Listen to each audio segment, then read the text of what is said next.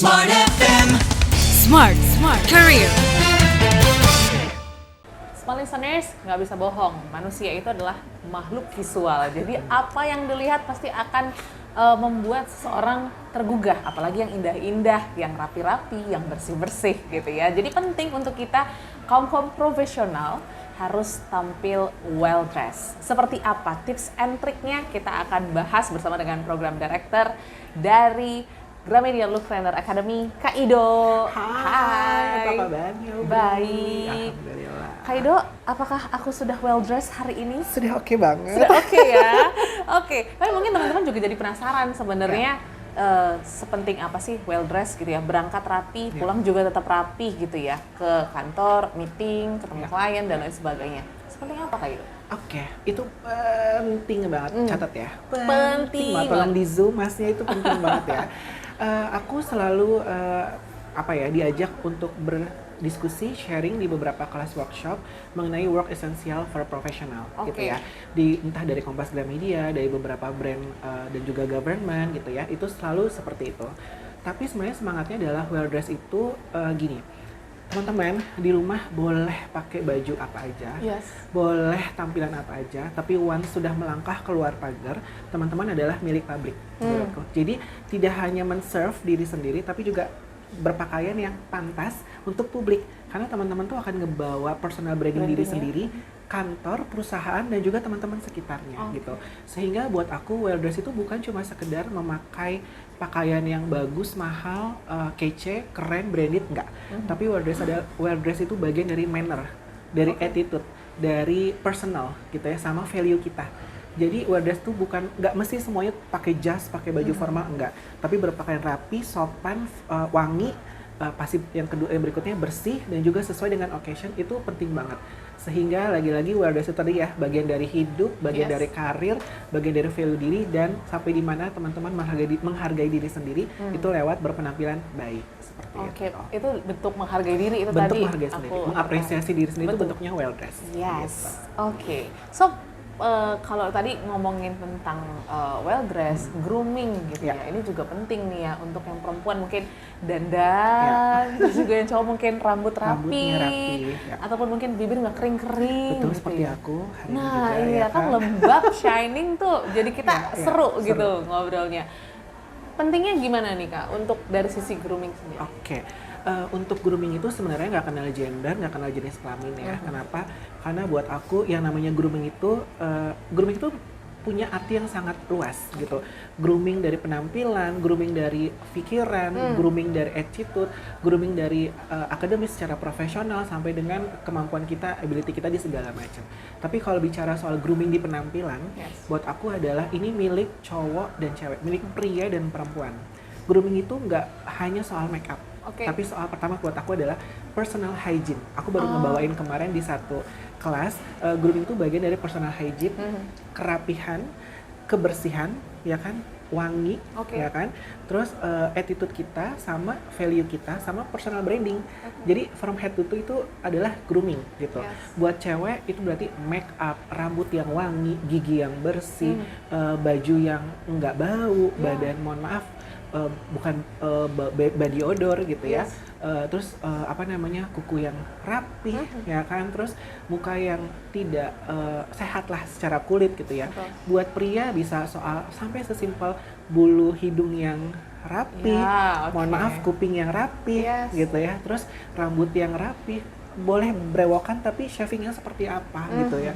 Yang terpenting adalah bau badan yang juga maksudnya kita harum gitu ya aromanya. Jadi teman-teman mau naik angkutan umum, mau naik ojek online, mau naik apapun, naik kereta, tapi buat aku semua cara bisa dilakukan untuk punya badan yang bersih dan wangi, intinya gitu sih. Jadi grooming tuh dari penampilan, kebersihan tadi ya, kerapihan, wangi dan segala macam. Jadi whole package sih grooming. Gitu.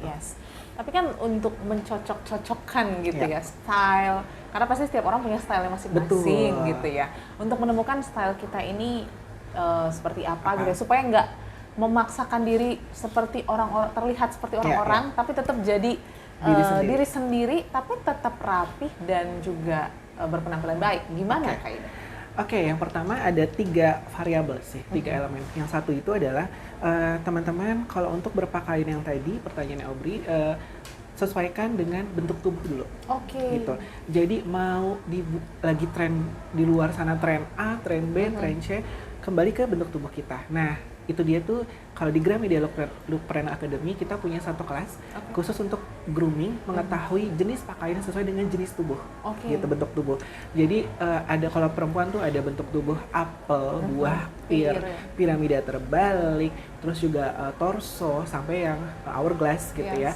Di pria tuh ada yang berisi ya kan, ada yang ada yang piramida terbalik banget gitu, ada yang lempeng banget, ada yang segala macam. Jadi yang pertama itu memilih pakaian sesuai bentuk tubuh, gitu. Yang kedua memilih pakaian sesuai dengan occasion, itu penting. Jadi percuma kalau teman-teman setiap hari tampilannya rapi banget, tapi kalau ada acara olahraga jadinya nggak disesuaikan. Jadi itu penting ya gitu.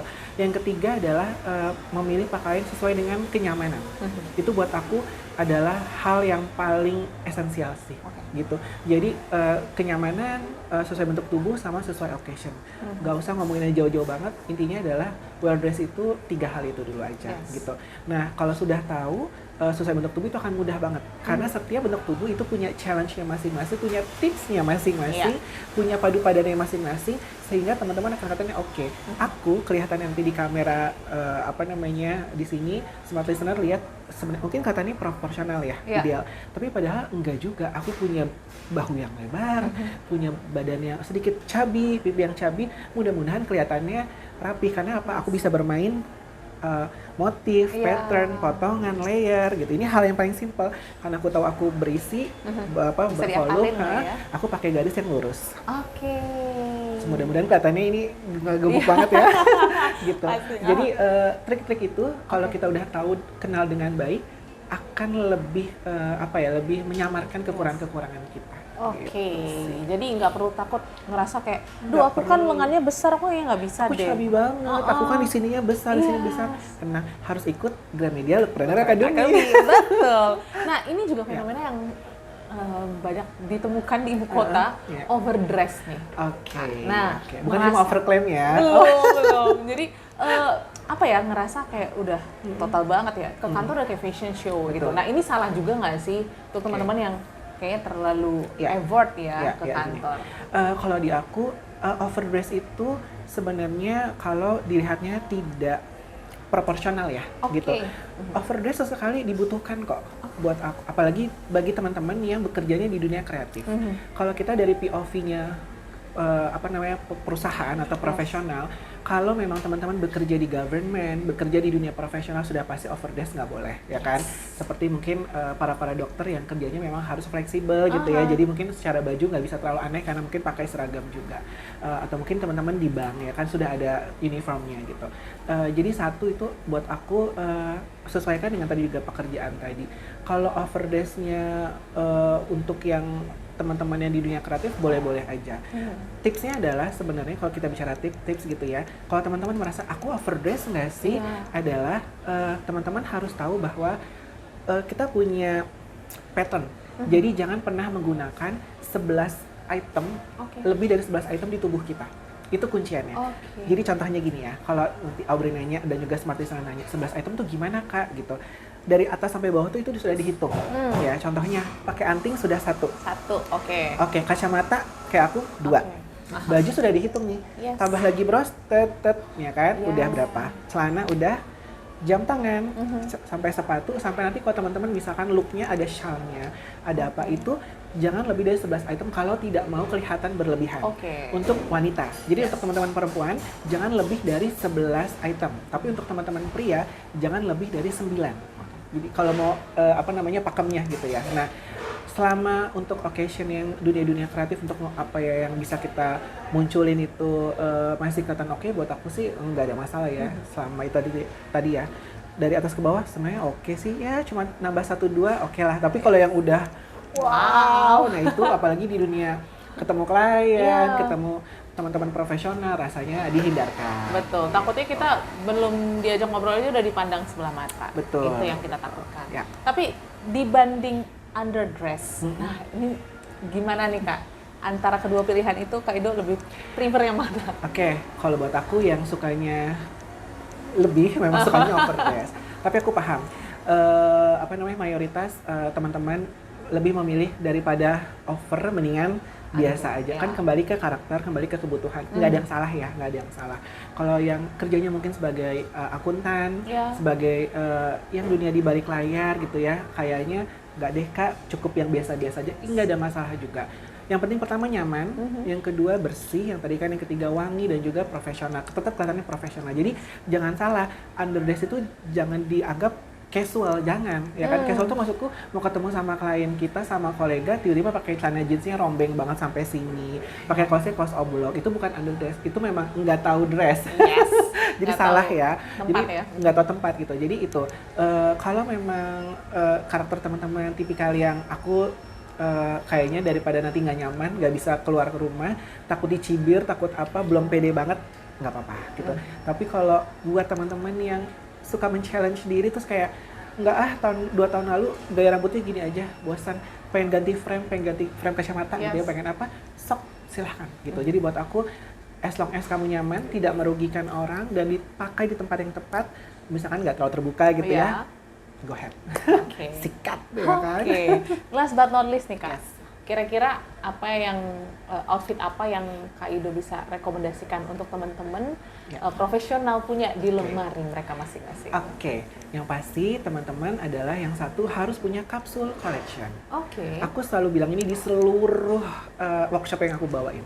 Jadi capsule collection itu adalah terdiri dari busana-busana yang esensial. Contohnya tuh yang warnanya monokrom, hitam, kayak abu-abu, putih, itu penting banget. Jadi mau punya atasan hitam, bawahan hitam, atau atasan putih, bawahan putih, itu udah paling pakemnya dulu paling aman. Yang kedua, kalau teman-teman merasa, Kak, aku kayaknya bisa deh, nggak cuma capsule collection aja yang cuma esensial ya buat ke kantor ya, kayak kemeja, kayak apa, semijas gitu ya, kayak outer, kayak vest. Nah, teman-teman boleh nambahin warna lain. Jadi setelah capsule collection, tambahin satu yang earth tone kalau aku.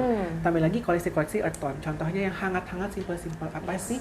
Krem, coklat muda, nude, beige, warnanya yang sedikit kayak hijau sage kalau berani gitu ya. Terus nanti mungkin abu-abunya atau ada sedikit warnanya biru-biru navy sedikit-sedikit, itu boleh ditambahin. Jadi perpaduan dari capsule collection tadi tuh yang hitam, putih, abu-abu, navy, ditambahin lagi sama si earth tone itu. Nah, earth tone itu bisa di mix and match. Bawahnya hitam, atasnya coklat muda. Atasnya coklat muda, bawahnya bisa jadi warna putih. Jadi bisa tinggal diputer-puter aja tuh. Sehingga teman-teman nggak akan bingung, udah itu dulu aja pakemnya. Capsule collection kalau sudah punya koleksinya dari sepatu, dari semuanya, tambahin sedikit earth tone collection. Jadi penampilan kita nggak membosankan juga, tetap rapi, tetap banyak variasi dan bisa digunakan di segala kesempatan, mau formal, semi formal, mau casual, itu bisa diterapkan. Thank you so much insight-nya Kak Ido. Kalau mau lebih lanjut mungkin bisa ikut Gramedia Lookpreneur Academy. Ditunggu ya. Kalau gitu semua listeners, terima kasih. Selamat menciptakan outfit ke kantor dengan profesional pastinya. Kita ketemu di episode berikutnya. Sampai jumpa, sukses untuk Anda. Smart FM. Smart Career. Make your future better.